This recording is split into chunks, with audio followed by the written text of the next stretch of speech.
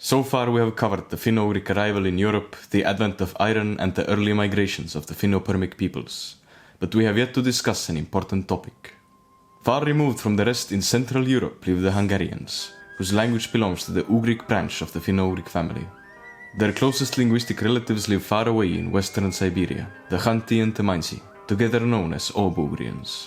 But how come these seemingly completely different peoples speak languages from the same family? In search of their origins, the Hungarians throughout history have come up with various theories. Are they actually Turkic or perhaps Scythian? Thanks to discoveries in archaeology and genetics, we have been able to trace back the origins of both the Hungarians and the Ob-Ugrians to the West Siberian steppe, showing how they separated and whether they really are that different.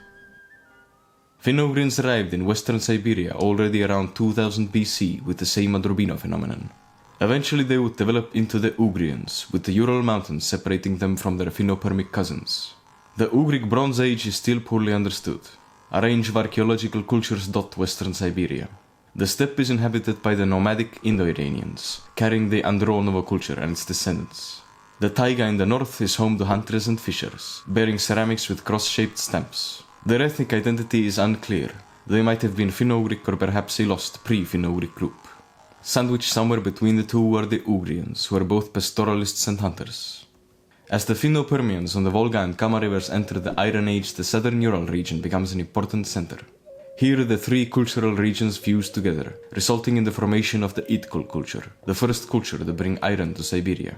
Once again, their exact ethnicity is not known, but it is likely these were Ugrians, possibly a now extinct Ugric branch.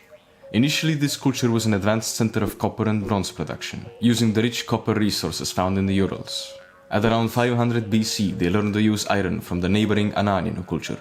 Whereas the Ananino culture exports metal and weaponry primarily to the north and west, the Itkul culture supplies them to the Iranic nomads in the south and the Ugrians to the east. Iron is a significant advancement in Western Siberia. Copper is mainly found in a small area in the southern Urals, and the closest source of tin is in the Altai mountains. Iron, on the other hand, is abundant in the swamps all across Western Siberia. This allows Ugric groups to develop local centers of iron metallurgy. One such center forms around the lower Irtysh river, the Sargat culture, the ancestors of the Hungarians. Inhabiting the forest steppe, the Sargat people live a semi-nomadic pastoralist lifestyle, with horse breeding occupying a central role. By 300 BC they have mastered iron and carbon steel, producing it locally and exporting it to the steppe as well as the forest zone. This causes the Sargat culture to enter a golden age. Its material culture becomes uniform, with common architecture, burial rites and star-ornamented ceramics. The people live in clusters along riverbanks, centered around forts. As the Sargat population grows, the culture expands, occupying a large stretch of land from the Middle Irtysh to the Urals, possibly forming a unified state. The Sargat warriors wear lamellar armor and wield spears, swords and bows of the Hunnic type. This bow type might have been invented by this very culture and was later adopted by the Sarmatians and Huns. It is a recurve bow, thus suitable for horseback use, but its larger size makes it stronger and able to shoot iron-tipped arrows. Cavalry likely made up an important part of Sargat armies, including both horse archers and heavily armed cataphracts. The dead are buried in multi-chambered burial mounds, a tradition they adopted from the Iranians who they have assimilated. The grave goods point towards a very hierarchical society. Aside from ceramics, animal sacrifices and weapons, the graves of the elite contain incredibly rich finds. Decorations of gold and turquoise, silk fabric with golden stitching, silver bowls from Khwarezm, bronze vessels from Han China. The Sargat culture exists in the northern peripheries of the Silk Road and has close relations with Khwarezm and the Sogdians of Kangju. Items from the Permians, Bactria, Fergana, the Huns and China end up in the hands of the Sargat nobles, taken during raids or perhaps received as diplomatic gifts. The records of the three kingdoms describe the states of the steppe west of China, and among them the state of northern Wuyi. Some historians have attributed this country to the Hungarians of the Sargat culture. However, since the writings on it are scant, it is difficult to confirm. The Hungarians have close ties to another Ugric group to their east, the Ob-Ugrians. Living between the Irtysh and Ob rivers, they form the Kulay culture. Like the Hungarians, they are pastoralists, but with hunting and fishing playing a greater role due to their more forested environment. On river cliffs, the Ob-Ugrians erect forts, which are especially common in the Kulay culture. Traces of bronze foundries have been found in them. In the early stages of the culture, bronze was the main material for their weapons, including picks, spears and socketed axes. Armor was made out of reindeer horn, with images of warriors carved into chest plates. Bronze was also used for cult objects, human-like figures, faces, hands and elks, the beginnings of the Siberian animal style. Many sanctuaries have been found from this culture. They were built out of pillars, containing an idol and large vessels. Bronze cult objects and weapons were also placed as offerings, a practice that Hunties and Mainzis would continue into the modern period. Whereas metallurgy was men's job, ceramics was women's. The Kulay culture is characterized by vessels with so-called duck-shaped stamps. The Ob-Ugrians buried their dead in burial mounds or underground structures. Both inhumation and cremation were practiced, with the ashes stored in wooden vessels, alongside burnt animal bones, horse heads, ceramics and bronze items. As is common in Finno-Ugric cultures, items placed in the graves were damaged, and graves would later be visited for ritual feasts. The Ob-Ugrians and Hungarians have a symbiotic relationship. The Ob-Ugrians offer pelts and bronze, while the Hungarians offer exotic goods and also pass on the knowledge of iron. Iron brings a greater degree of militarization. Spears, axes, daggers, lamellar armor and ring-pommeled swords from local resources of iron begin to be produced in large amounts. Reflecting this change, depictions of warriors and horsemen become more common in the cult objects of this period. Around 200 BC, the Ob-Ugrians begin to expand out of their homeland, perhaps due to climate change or rising population. Their expansion is fast and violent, covering a large area. They move as far south as the Altai Mountains and as far east as the Yenisei River, replacing local Scythian cultures and erecting forts upon their settlements. Moving along the Ob River, the Ob-Ugrians pierce north into the tundra and west into the Ural Mountains. Here they assimilate the local bronze-wielding forest groups that I mentioned earlier. The oral history of the Hunties and Mainzis recalls the horseback exodus of their ancestors from a warm southern homeland called Mortimmaa, perhaps a memory of this very migration. Up until modern times, Ob-Ugric clans were split into two phratries, called Mois and Por.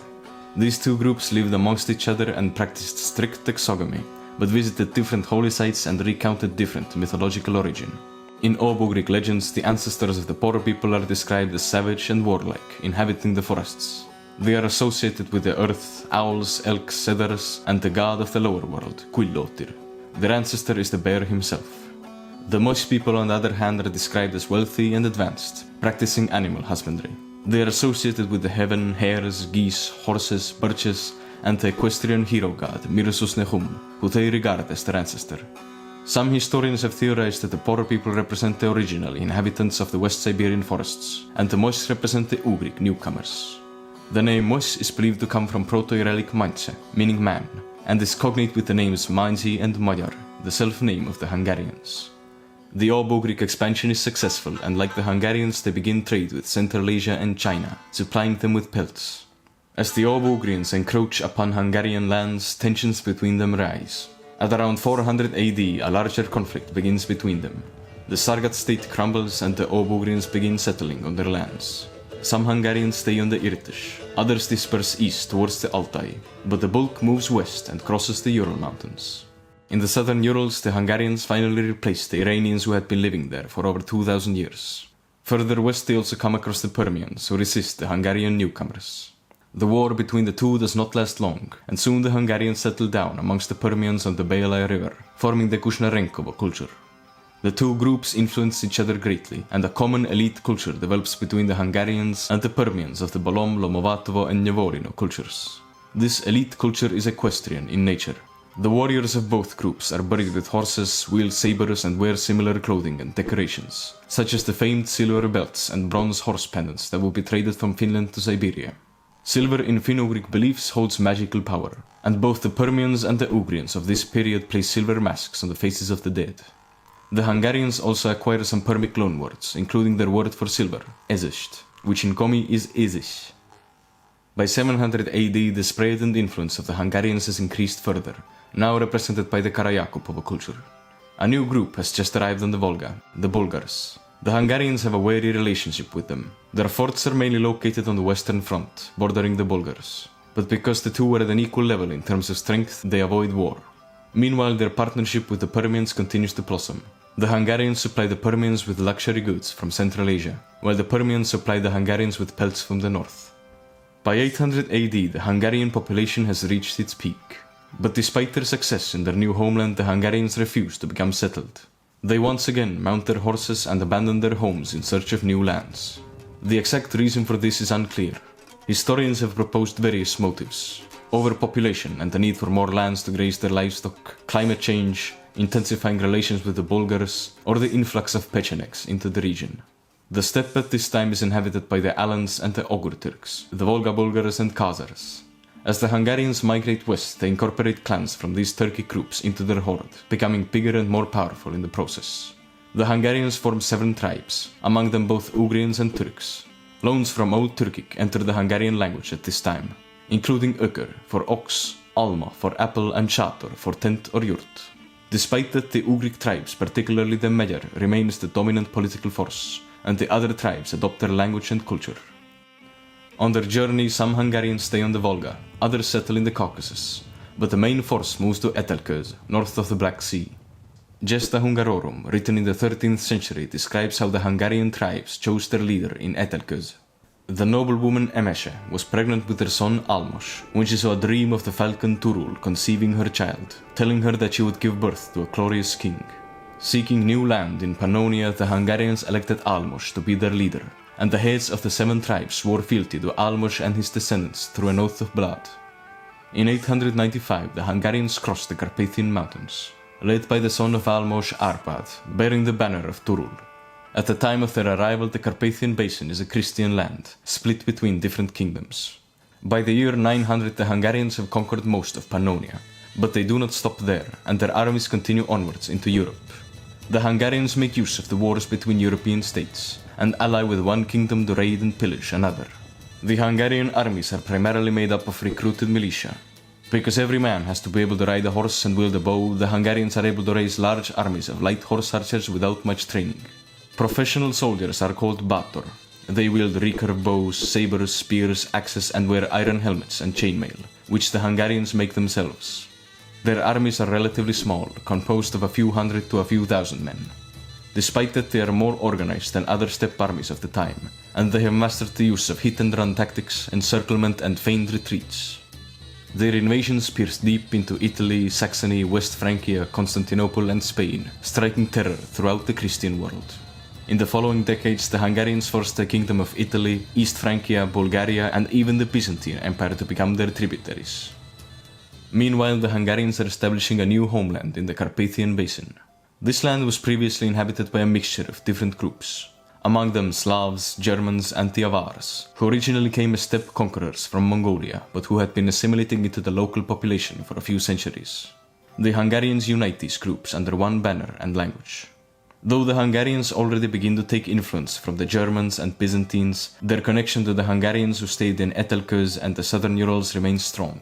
Their material and spiritual culture remains largely unchanged, with many finds having identical parallels in the Volga region. They continue to place silver dead masks, sabers, horse heads, and horse riding equipment in their graves, as well as silver coins placed on the eyes of the dead, a custom common to many Finno-Ugric groups including Ob-Ugrians, Permians, and Finnics. The raids and tributes bring the Hungarians a great deal of wealth. They are particularly fond of silk, and make sure to loot it on their pillages. Not only the nobles, but also the common people and even slaves end up wearing silk clothing. Their sabers, which are decorated with silver-gilded floral ornaments, become famous and are traded throughout Europe.